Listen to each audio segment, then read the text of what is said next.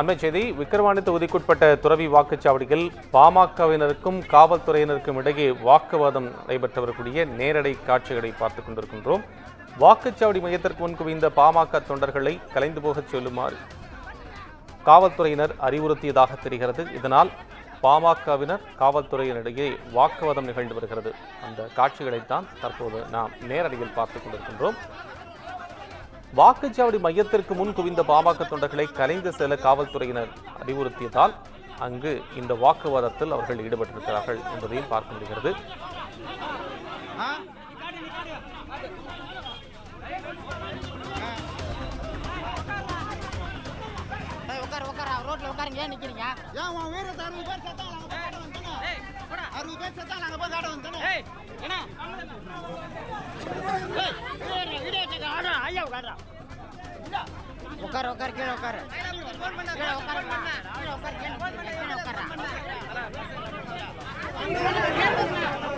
விவரங்களை வழங்குவதற்காக செய்தியாளர் சிவகுமார் இணைப்பில். சிவகுமார், இப்ப அந்த களத்தில் இருக்கக்கூடிய நிலவரம் என்ன? பாமக என்ன சொல்றாங்க? எதுக்காக இந்த தொண்டர்கள் இந்த பகுதியில் குஞ்சாங்க?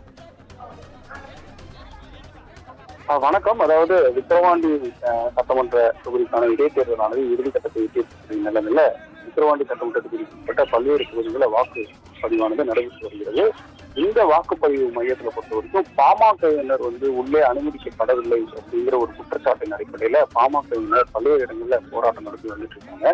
அதாவது ஒரு வாக்குச்சாவடி மையத்துல கட்சி முகவரின் அடிப்படையில ஒரு வாக்குச்சாவடியில ஒரு 2 பேர் இருக்கணும். அதாவது மேற்பார்வையாளர்கள் 2 பேர் அனுமதிக்கப்படுவாங்க. அதன் அடிப்படையில் திமுக சார்பில் ஒருத்தர், பாமக சார்பில் ஒருத்தர் அப்படிங்கிற அடிப்படையில வாக்குச்சாவடியில அமர்ந்திருப்பாங்க.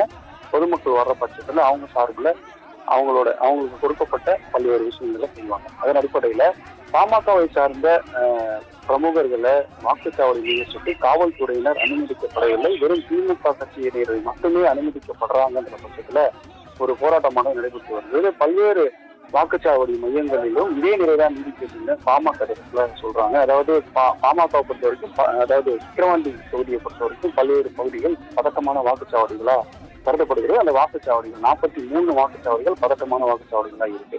இந்த வாக்குச்சாவடிகள்ல திமுக கட்சியினர் மட்டுமே வாக்கு மையங்களுக்கு அனுமதிக்கப்படுறாங்க, பாமகவினரை அனுமதிக்கப்படவில்லை அப்படிங்கிற ஒரு குற்றச்சாட்டு தான் இங்க அனுமதிக்கிறது.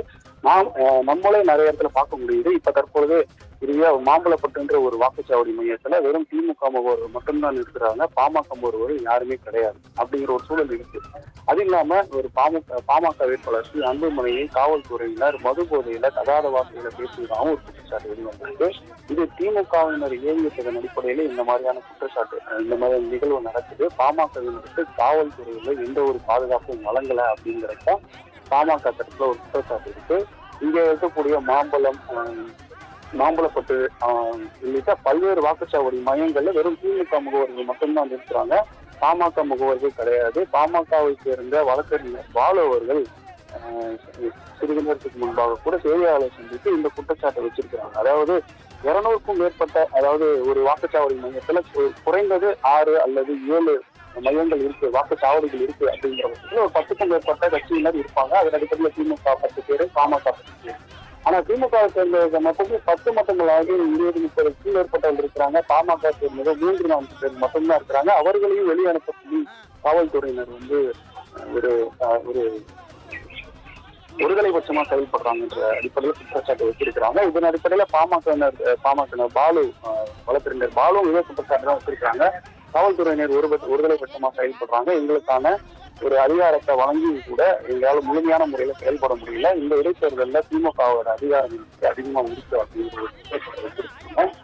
பாமக வேட்பாளரை தரக்குறைவா பார்க்கணும், அதாவது தரக்குறைவா பேசிய வீடியோவும் சமூக வலைதளங்களை பதிவிறக்கி என்னல அவங்க சொல்றதன் அடிப்படையில் இது மாதிரியான விஷயங்கள் நடக்கிறதுனால திமுகவுக்கு காவல்துறையினர் அதிகமாக ஒரு நிலைப்பாட்டை எடுத்திருக்கிறாங்க பார்க்கறதுக்கு.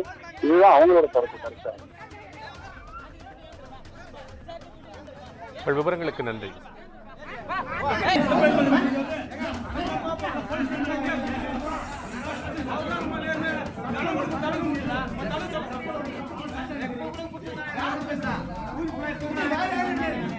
Nothing.